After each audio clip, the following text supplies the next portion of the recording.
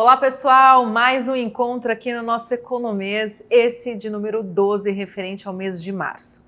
Parece que a gente está atrasado, né? Saiu ali no meio do mês, mas na verdade eu esperei a super quarta para trazer para vocês informações mais completas nesse material. E super quarta é aquele dia em que tanto o Brasil quanto os Estados Unidos decidem sobre as suas taxas de juros. Mas nesse dia a gente também teve o BOJ, o Banco Central do Japão, que também decidiu e manteve, junto com os Estados Unidos, a sua taxa inalterada. Na sequência, a gente teve o BOE, Banco Central da Inglaterra, que também permaneceu com a sua taxa estável, né, no 4,5% ao ano. Lá, a inflação e a atividade já dão sinais claros de desaceleração, mas o problema são os riscos à frente, que colocam hoje os bancos centrais de forma geral em um sinal de incerteza e que permanece a cautela na hora de tomar essas decisões. Além da guerra tarifária iniciada por Donald Trump, presidente dos Estados Unidos, e que causou até um movimento de retaliação para os Estados Unidos, a gente teve o Trump colocando ali na mesa sua insatisfação com o investimento em defesa para a Europa, relativo ali a um gasto muito representativo do seu orçamento em relação ao PIB americano. Então, Trump exigiu que os países da Europa fizessem o mesmo, aumentassem os seus investimentos em relação aos seus PIBs com o gasto, o investimento em defesas. Resultado, a Alemanha, que passou por uma eleição, também uma troca de governo em fevereiro, optou por dar um sim para Donald Trump e anunciou que pretende fazer um investimento de 1 trilhão de euros em investimentos para poder defender as suas fronteiras. Acontece que se todos os blocos da Europa, realmente todos os países que compõem esse bloco decidirem por fazer esse investimento, a gente vai ter uma expansão da atividade com necessidade de mão de obra, consequentemente mais consumo, e a gente teria mais inflação para conta. E talvez esse movimento de retração da atividade, desaceleração gradual da inflação ficaria para trás. E ainda dentro do assunto geopolítica, acordos comerciais, a gente teve o Trump no meio da negociação de um cessar-fogo com Rússia e Ucrânia, que obviamente mexeu com as commodities, né? Fez o petróleo cair, mas na sequência o anúncio do estímulo na China trouxe a commodity de novo para cima, o que acabou dando uma valorização nos últimos dias dos nossos ativos de riscos. A B3 foi bem beneficiada por esse movimento. Mas não foi só no Brasil não, tá pessoal? Estímulos na China é muito representativo porque a economia chinesa ela continua dando sinais de enfraquecimento. Por mais que a gente tivesse a leitura dos últimos dados de varejo, indústria, trazendo ali um pouco mais de ânimo para essa economia, mas o principal setor, que é o imobiliário, ainda se mostra muito fraco. E a necessidade de estímulos continua sendo necessária e precisa ser intensa. Então todo anúncio acaba animando os mercados e foi o que aconteceu. De qualquer forma, o Banco Central dos Estados Unidos não se sentiu confortável com todos esses riscos à frente e esses últimos dados divulgados e permaneceu com a sua taxa de juros inalterada. Quer dizer que o Fed não mudou a taxa de juros, não flexibilizou a política de juros e isso mexe com todos os diferenciais ali em relação às demais economias. Mas o presidente da instituição, Jerome Powell, disse na sequência, em discurso após o comunicado, que ele vê a economia saudável, apesar do mercado precificar que a atividade dos Estados Unidos está enfraquecendo, por conta, óbvio, desse tempo de juros um pouco mais alto.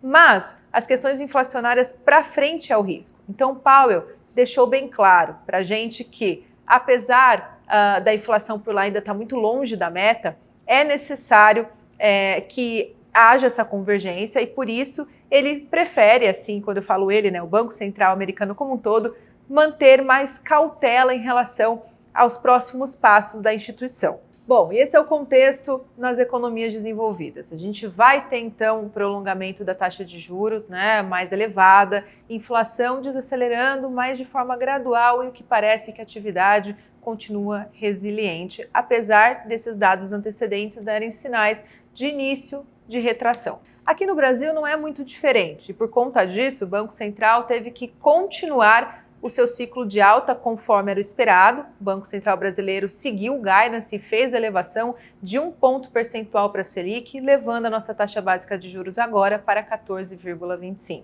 Além disso, o Copom já especificou no comunicado o que ele pretende fazer na próxima reunião, que é uma alta de menor magnitude para essa decisão de maio. Aqui a gente espera que seja de 0,75%. O mercado já tem praticamente uma probabilidade de 0,50%. Mas além disso, o mais importante é a gente entender o quanto das questões mais atuais vão impactar na inflação e qual é a cabeça do Banco Central em relação a isso. O que eu estou querendo dizer é essa desaceleração recente do dólar, juntamente com os dados antecedentes de atividade, que mostraram esse arrefecimento em janeiro, o quanto disso descomprimiu a inflação. Se é assim que o Banco Central está olhando, porque a gente não.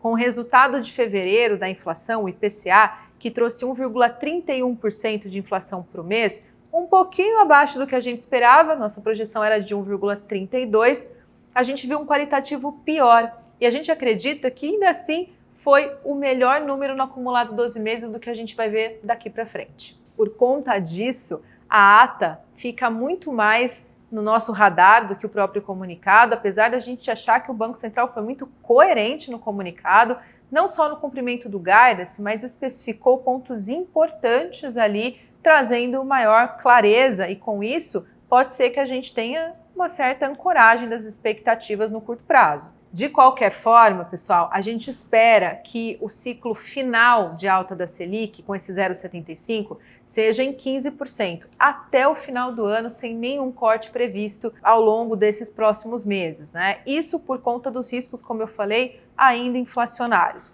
Por mais que a gente esteja com o dólar desacelerando, ainda a gente não tem muita certeza se ele vai permanecer abaixo dos 5,80 e por quanto tempo ele vai permanecer. Porque pode ser um movimento pontual por uma dissipação de risco ali no momento de mercado.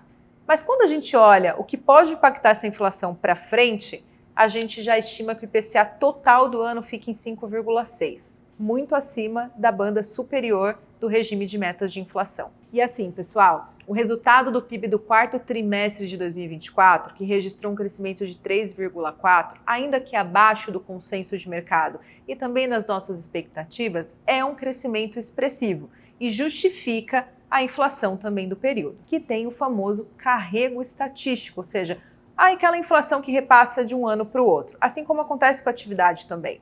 A gente espera que a atividade esse ano seja menor, 1,6%, mas de qualquer forma, a probabilidade de uma recessão, que é o que tanto comentam por aí, no segundo semestre, ela pode aparecer ali, mas com uma probabilidade hoje muito pequena, o que também fomenta todo esse quadro de inflação. E onde a gente está vendo mais o impacto da inflação continua sendo nos serviços subjacentes, aquele grupo da inflação onde o Banco Central tem maior domínio, saindo um pouco da conta a questões dos preços administrados. Não que eles não contribuirão para essa alta, mas menos do que esse grupo específico que é fomentado pelo consumo. E quando a gente olha mercado de trabalho, renda e a taxa de inadimplência, a gente ainda vê um mercado de trabalho aquecido e essas variáveis estáveis. Ou seja, o consumo deve permanecer aquecido por mais tempo.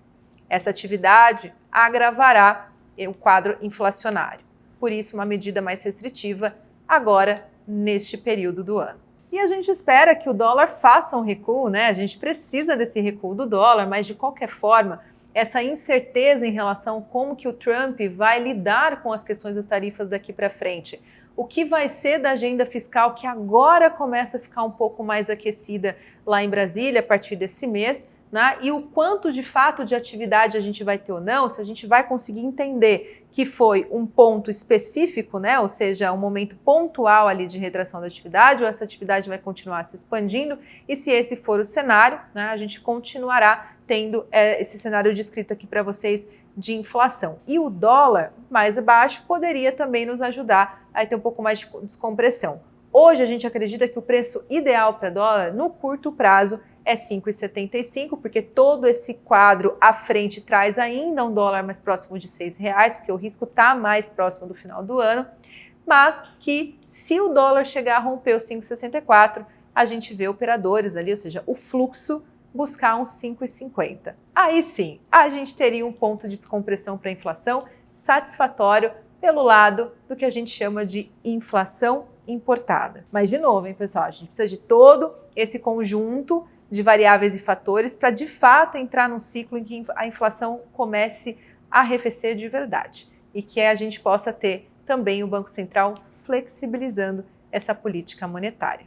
Mas até lá, vamos acompanhando os dados todos os dias. Eu espero você às 6 horas da manhã. É menos de 5 minutinhos, pessoal. Você pode escolher pelo Spotify, pelo YouTube, pelo Instagram do BDM, onde você se sentir mais à vontade para me ouvir, para a gente falar de economia, de mercado financeiro no nosso Diário Econômico. Até o próximo Economês.